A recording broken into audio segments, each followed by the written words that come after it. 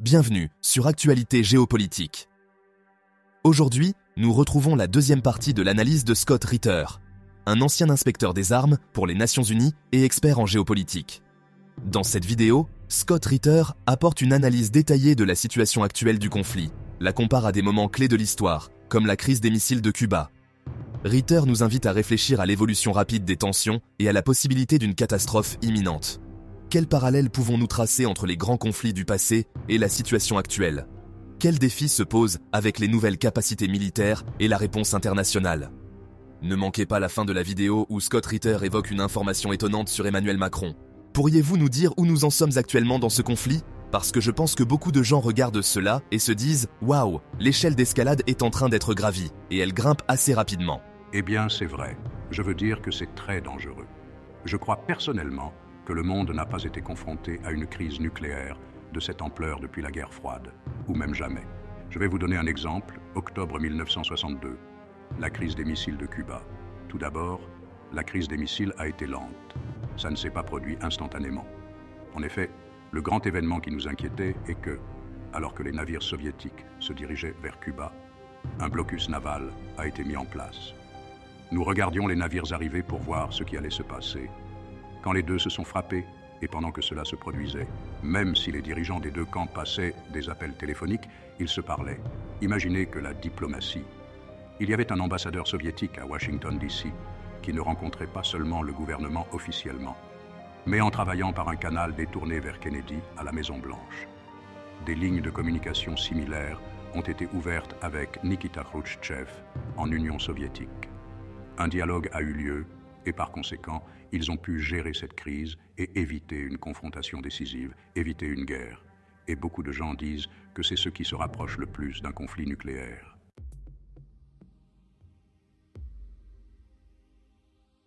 Eh bien, aujourd'hui, nous avons une situation où il n'y a pas de convoi lent se dirigeant l'un vers l'autre.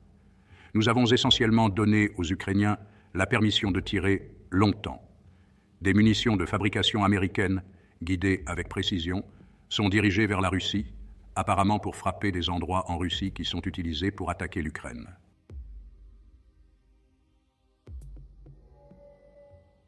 Il y a quelques défauts dans cette réflexion de la part de l'Occident. La première est l'idée que nous ne pouvons pas laisser la Russie avoir un refuge. Vous voyez, si la Russie va lancer des attaques depuis l'intérieur du territoire russe contre l'Ukraine, alors l'Ukraine doit avoir la capacité de riposter en Russie. Je dis bien, si c'est le cas, alors qu'en est-il du refuge que l'Ukraine a aujourd'hui en Europe, dans l'OTAN? Vous savez, celui où ils ont des avions, ils ont des pilotes formés sur des F-16 en Belgique et ailleurs. Dans n'importe quelle situation de guerre, ce seraient des cibles légitimes et devraient être frappées. Qu'en est-il des installations de réparation de chars qui existent en Pologne, en Allemagne, dans les pays baltes? Si vous retirez une pièce d'équipement de combat du champ de bataille ou si vous la réparez pour la renvoyer sur le champ de bataille, cela devient une cible légitime de guerre. Les installations de réparation, qu'en est-il des entrepôts où les armes envoyées en Ukraine sont stockées à l'avance? Ce sont des cibles légitimes. Les lignes de communication, la libre circulation du matériel et la main-d'œuvre, vous savez, c'est essentiellement la version OTAN du Ho Chi Minh Trail qui remonte au Vietnam.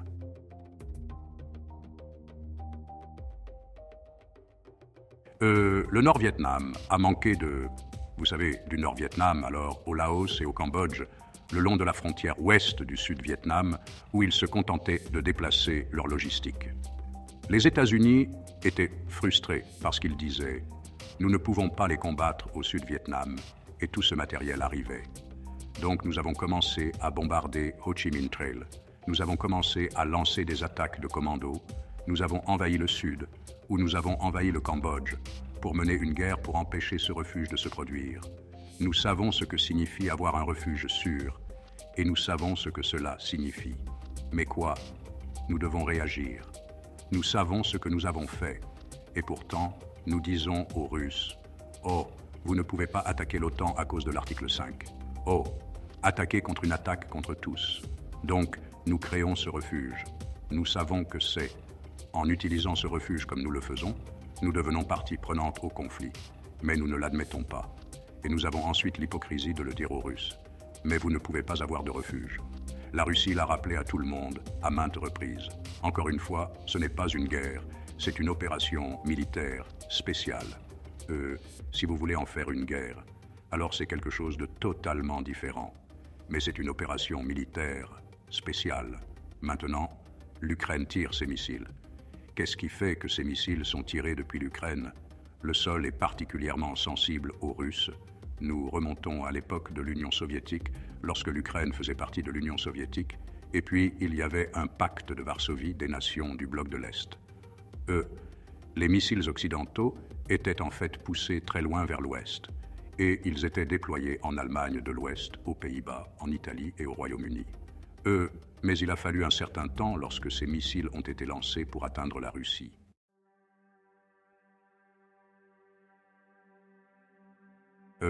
Cela donne à la Russie un peu de temps pour évaluer s'il s'agit d'un vrai lancement, ce qui se passe réellement. Est-ce une erreur?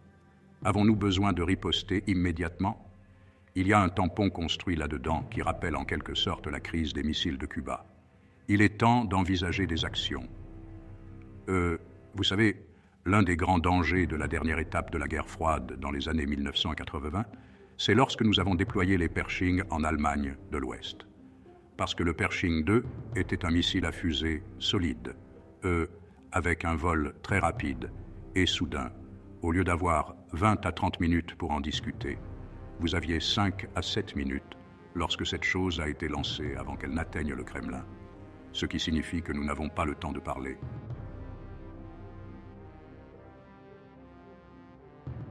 C'est pourquoi je dis toujours aux gens que vous savez, lorsque vous rencontrez un ancien inspecteur des armes qui a mis en œuvre le traité sur les forces nucléaires intermédiaires, achetez-leur une bière, serrez-leur la main et remerciez-les de vous avoir gardé en vie. Car en mettant en œuvre le traité INF, nous avons sauvé le monde. Il y aurait eu une guerre nucléaire. Il n'y a aucun doute dans mon esprit qu'il y aurait eu une guerre nucléaire qui aurait tué tout le monde, parce que ces armes étaient tellement déstabilisantes. Mais nous nous en sommes débarrassés, et c'était une bonne chose.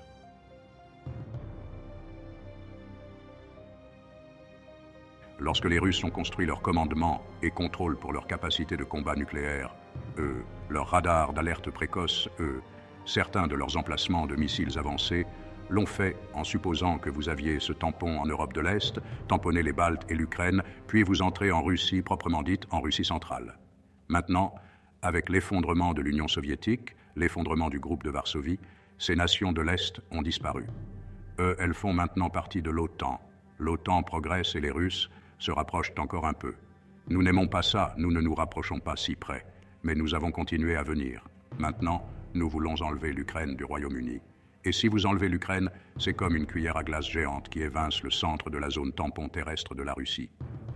Maintenant, si cela devient l'OTAN et que l'OTAN y met des missiles, vous avez littéralement des missiles G qui permettent à l'Ukraine, dans le cadre de l'OTAN, de lancer une première frappe contre le commandement et le contrôle russe, le commandement et le contrôle nucléaire, d'alerte précoce, les radars, les installations de lancement de missiles, le commandement national. Et les Russes ont dit que cela n'arrivera pas. Donc les Russes savaient dès le premier jour que les Américains allaient introduire ces missiles en Ukraine et ils les ont utilisés pour attaquer. Donc, ce que la Russie a fait, c'est de dire avec autant de force que possible qu'il s'agit d'une expansion inacceptable du conflit, qui représente une menace potentielle existante pour la survie de l'État russe. Ce n'est pas nucléaire, mais néanmoins, les missiles tirés qui suppriment le commandement et le contrôle nucléaire, suppriment les radars d'alerte précoce, etc., deviennent existentiels. Et ne croyez pas Scott Ritter, tous ces gens le sont. Scott Ritter sait de quoi il parle à propos de lui. C'est un idiot, peut-être. Mais peut-être pas, nous le saurons. Mais vous savez, parlez aux États-Unis, lisez la doctrine nucléaire américaine où nous parlons de cyberattaque.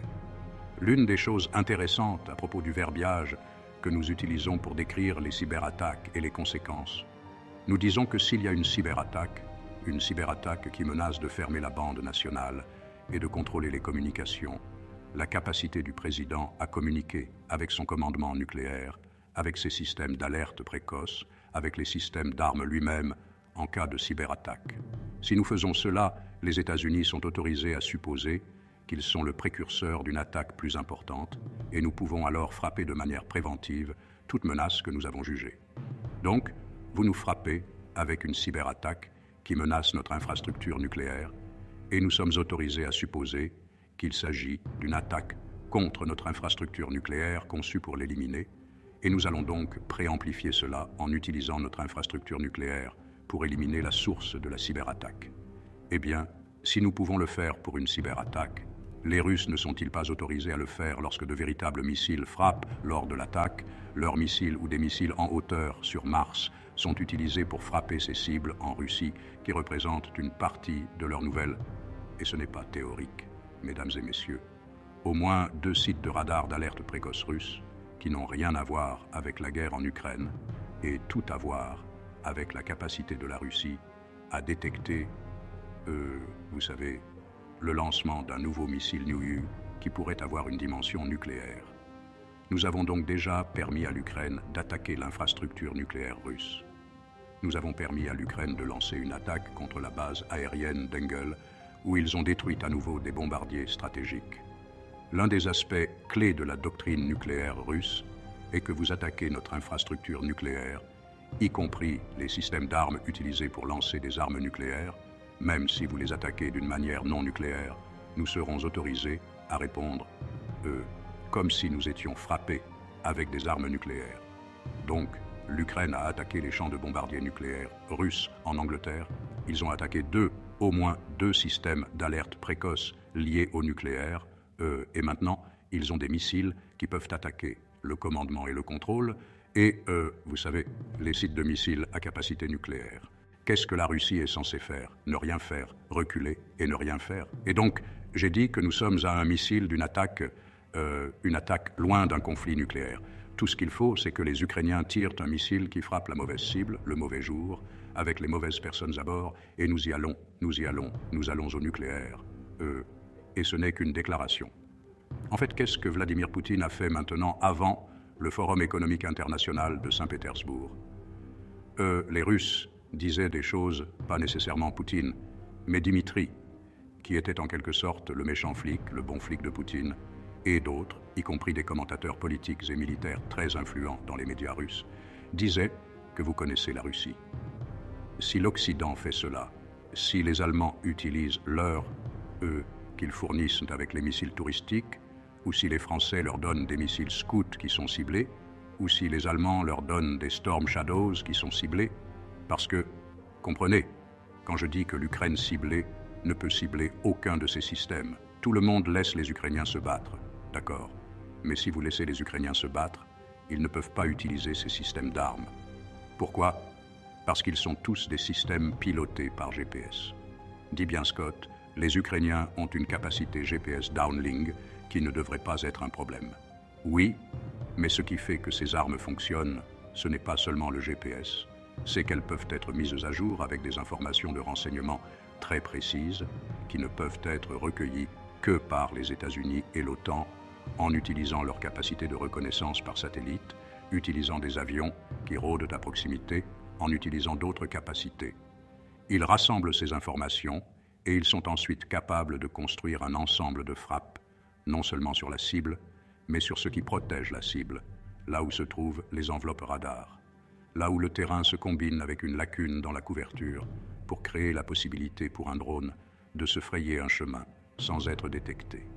Et souvenez-vous, parce que les Russes, comme toute armée professionnelle, déplacent constamment leur défense aérienne, même pendant que vous préparez l'attaque, les satellites recherchent des changements. Puis leurs mises à jour sont envoyées à nouveau maintenant. Ces mises à jour sont envoyées via des canaux de communication très sensibles, capables de transmettre des informations top secrètes, ce qu'ils appellent des informations compartimentées spéciales. Lorsque vous avez TSSCI, ce n'est automatiquement pas un étranger, ce qui signifie qu'aucun étranger de l'Ukraine ne peut pas y toucher. Donc, les Ukrainiens ne peuvent pas. Ils ne sont pas assis là sur une liaison satellite en attendant que l'impression sorte des données de ciblage américaines. Les Ukrainiens sont dans une autre pièce. Les Américains apportent les données de ciblage. Maintenant, nous devons les charger dans le divers systèmes d'armes. C'est une capacité technique que les Ukrainiens n'ont tout simplement pas. Ils ne sont pas formés pour le faire. Donc, nous prenons les renseignements que nous avons collectés sur la base d'une cible que nous avons sélectionnée, puis nous les remettons aux mains des Américains, qui mettent les informations de guidage dans le système d'armes, et alors, et seulement alors, la main ukrainienne sort et appuie sur le bouton. C'est une attaque de l'Amérique contre la Russie. C'est littéralement ce qui se passe ici. Et les Russes ont dit que cela pourrait conduire à une guerre nucléaire. Mais Vladimir Poutine, encore une fois, je sais qu'en Amérique, nous n'aimons pas parler de ça, mais bon, les gars, remerciez-le parce qu'il est le seul adulte dans la pièce. C'est l'homme qui a dit « je ne vais pas continuer à gravir les échelons de l'escalade. Je cherche un moyen de m'en sortir. Je vais ajouter au minimum des échelons supplémentaires pour que la montée soit un peu plus longue. Nous gagnons un peu plus de temps. Nous ne nous précipitons pas vers un conflit nucléaire. » Alors il a dit « Écoutez, nous comprenons ce que vous vous préparez à faire et nous comprenons qui est responsable. Mais plutôt que de nous attaquer directement, vous pouvez jouer à ce jeu. »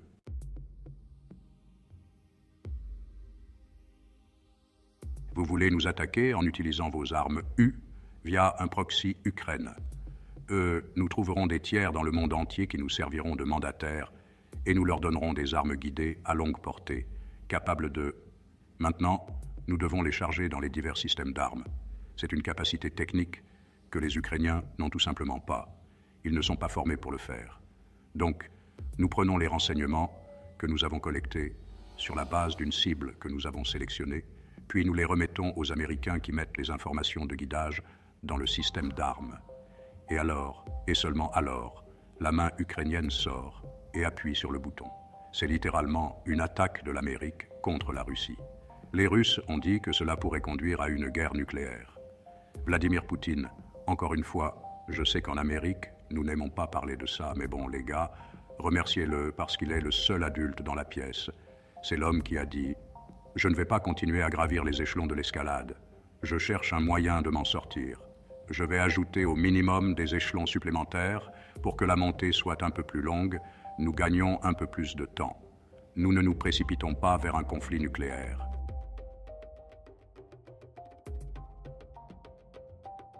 Alors il a dit « Écoutez, nous comprenons ce que vous vous préparez à faire et nous comprenons qui est responsable, mais plutôt que de nous attaquer directement, vous pouvez jouer à ce jeu. Vous voulez nous attaquer en utilisant vos armes via un proxy ukrainien. Nous trouverons des tiers dans le monde entier qui nous serviront de mandataires et nous leur donnerons des armes guidées à longue portée, capables de frapper les États-Unis et l'Europe, ou les deux, si le conflit s'étend à leur territoire. Donc si les États-Unis, par exemple, cherchaient à bombarder à nouveau la Libye, peut-être que cette fois, les Libyens ont été équipés de missiles à longue portée qui pourraient être tirés et détruire des sites à l'intérieur des États-Unis ou de l'Europe. Cela pourrait faire partie de l'accord que la Russie va conclure avec ces pays, un pacte de sécurité mutuelle, afin que ces nations, si la Russie est attaquée ou si quelque chose se produit, soient obligées de répondre. Elles utiliseront ces munitions à guidage de précision à longue portée pour éliminer des sites au Royaume-Uni et en Europe, qui autrement seraient inattaquables.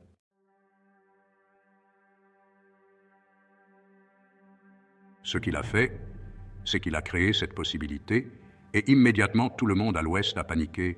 « Mon Dieu, les Russes font ça, ils l'ont déjà fait, où iraient ces missiles ?» Puis Poutine est arrivé à la séance plénière et a dit « Nous ne l'avons pas encore fait, c'est quelque chose que nous envisageons. Mais peut-être que si l'Occident décroche le téléphone et m'appelle, me dit qu'ils ne vont pas nous attaquer ou qu'ils vont reculer, peut-être que nous ne le ferons pas. » Vous voyez ce qu'il a fait là? Il a gagné du temps, il a créé des échelons supplémentaires sur l'échelle d'escalade. Il a essayé de désamorcer cette ruée vers la guerre. Il est le seul adulte dans la salle, comme je l'ai dit plus tôt. Et ce sont ces politiques qui m'ont donné un vague espoir que nous puissions d'une manière ou d'une autre sortir de ces eaux troubles. Mais ce n'est pas parce que le ministère ou Emmanuel Macron et la France évitent les conflits, c'est parce que Vladimir Poutine évite le conflit. Vladimir Poutine fait tout ce qui est en son pouvoir pour limiter le potentiel d'un conflit direct. Combien de temps il peut faire ça, Dieu seul sait. Nous savons que l'Occident continue de considérer tout effort de la Russie pour éviter la confrontation comme un signe de faiblesse. D'une manière ou d'une autre, la Russie, vous le savez, est intimidée, elle a reculé. Ce n'est pas le cas. La Russie est une nation très forte. La Russie ne veut tout simplement pas s'engager dans un suicide. Ils ne veulent pas d'un conflit nucléaire.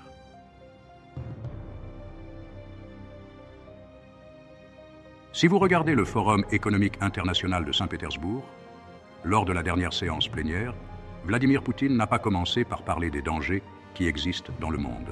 Il a parlé de BRICS, des questions liées à la croissance de l'économie russe, au commerce de la Russie avec ses voisins, et à la manière dont la Russie utiliserait les BRICS pour cimenter une coalition de nations qui offrirait au reste du monde une alternative au groupe des 7. Ce groupe, le G7, est dirigé par les États-Unis, qui cherchent à imposer leur volonté sur les autres. C'est vraiment l'année de la Russie, mais cette année de la Russie fait peur à l'Occident. Pour le moment, l'Occident se penche de manière agressive en avant, essayant d'intimider la Russie pour convaincre d'une manière ou d'une autre le peuple russe de se soulever contre Vladimir Poutine.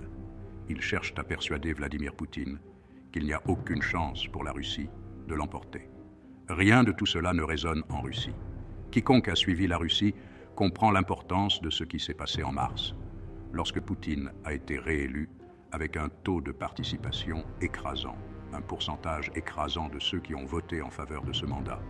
Écoutez ce qu'il a dit le 7 mai lors de son investiture, et vous verrez que Poutine emmène la Russie sur une voie complètement nouvelle, une voie qui a tout à voir avec la restauration de la Russie à son état d'origine, le statut dont elle devrait jouir compte tenu de la taille et de la force de la nation. Mais cela fait peur aux États-Unis. C'est la dernière chose que nous attendons de la Russie en ce moment.